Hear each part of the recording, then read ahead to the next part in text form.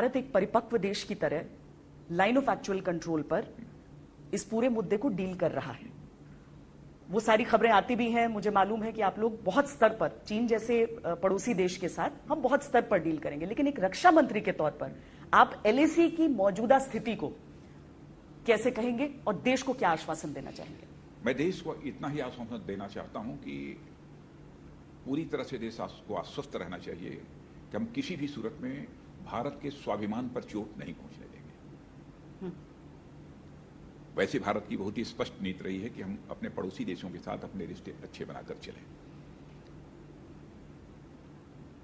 और यह प्रयत्न हमारा आज से नहीं, पहले से ही बराबर भारत ये करता रहा है।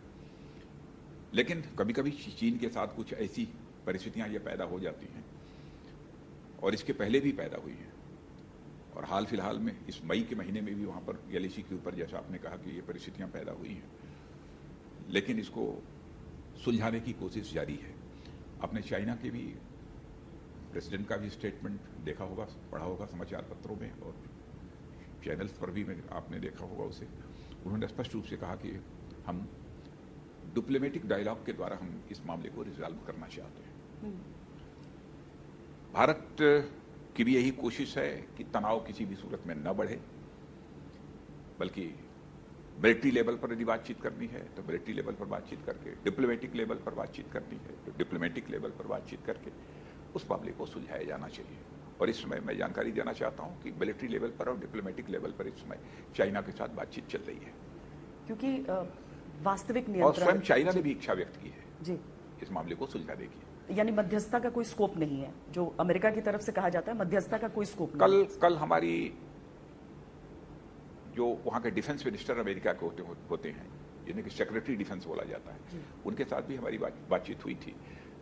मैंने उनको ये बताया कि भारत में स्वयं इस प्रकार का एक मैकेनिज्म हम लोगों ने पहले से ही डेवलप कर रखा है कि यदि किसी भी प्रकार की कोई प्रॉब्लम भारत और चाइना के बीच खड़ी होती है तो उसे मिलिट्री डायलॉग और डिप्लोमेटिक डायलॉग के द्वारा हम उसको रिजॉल्व करते हैं। यह बात कल मैंने सेक्रेटरी डिफेंस जो यूएस के हैं उनको भी मैंने कहा है, और वह मैकेनिज्म है हमारा, और उस आधार पर बातचीत चल रही है। क्योंकि चीन के साथ जो हमारी सीमा रही है, ये तो हमेशा से एक विवाद का कारण रहा है, और वो परसेप्शन की बात आ जाती है इस वजह से। परसेप्शनल डिफरेंसेस रहे हैं, भारत चीन की सीमा को लेकर परसेप्शनल डिफरेंसेस तो रहे हैं, इस सच्चाई को कोई नकार नहीं सकता। लेकिन आज कोई हमें आर्म ट्विस्ट नहीं कर सकता है 1962 की तरह। कोई प्रश्न ही नहीं, इसके बारे में तो सोचा भी नहीं जा सकता। देखिए, एक तो देश के पास एक सशक्त नेतृत्व भी है, सक्षम नेतृत्व भी है, देश का मस्तक कभी झुकने नहीं देंगे, यह भरोसा तो देश की जनता को है। मैं समझता हूं देश की जनता को मुझे आश्वस्त करने की जरूरत नहीं है, देश की जनता को यह भरोसा है। राजनाथ जी, बहुत सारे लोगों को उन रिपोर्ट से भी बड़ा डर लगा कि बड़े अंदर तक घुस आए हैं चीनी सैनिक, ऐसा है या सब, मतलब पूरी स्थिति हमारे नियंत्रण में है? देखिए, चाइना का बहुत पहले से यह मानना है कि लाइन ऑफ एक्चुअल कंट्रोल है। हाँ। कुछ स्थानों पर तो वो स्वीकार करते हैं, कुछ स्थानों पर मानते हैं कि भाई लाइन ऑफ एक्चुअल कंट्रोल ये जो है वह लाइन नहीं है जो कि भारत और चाइना को जो विभाजित करती हो। तो उनका क्लेम है कि आगे तक है, और हम लोगों की भी कुछ स्थानों पर इसी प्रकार की एक धारणा है। तो हमारी पेट्रोलिंग कभी एलएसी तक होती है, कभी उनके लोग भी एलएसी क्रॉस करके इधर आ जाते हैं।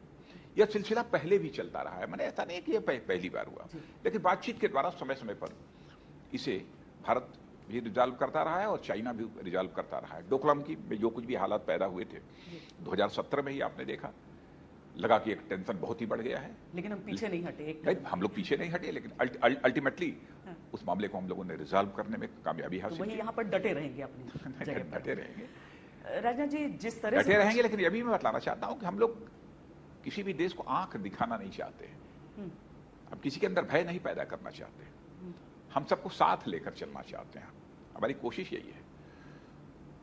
नेपाल से भी डिफरेंसेस ऐसे ही रिजॉल्व हो जाएंगे? हाँ, नेपाल के भी जो भी लिपू लेक को लेकर जो थोड़ी प्रॉब्लम खड़ी हुई है, मैं समझता हूं कि बातचीत के द्वारा ही हम लोग उसको रिजॉल्व करेंगे। उनसे तो रिश्ता माना जाता है, प्रधानमंत्री ने भी कहा था कि वो हमारे रिश्तेदार हैं, हमारे रिश्तेदार क्या, बिल्कुल पारिवारिक मानते रहे नेपाल। भारत नेपाल तो पारिवारिक है, भाई की तरह है, तो वो नियंत्रण में है। नियंत्रण में है पूरी तरह से। कहीं पर कोई बातचीत, कहीं कोई प्रॉब्लम है तो हम मिल बैठकर बातचीत करके उसका समाधान निकालेंगे।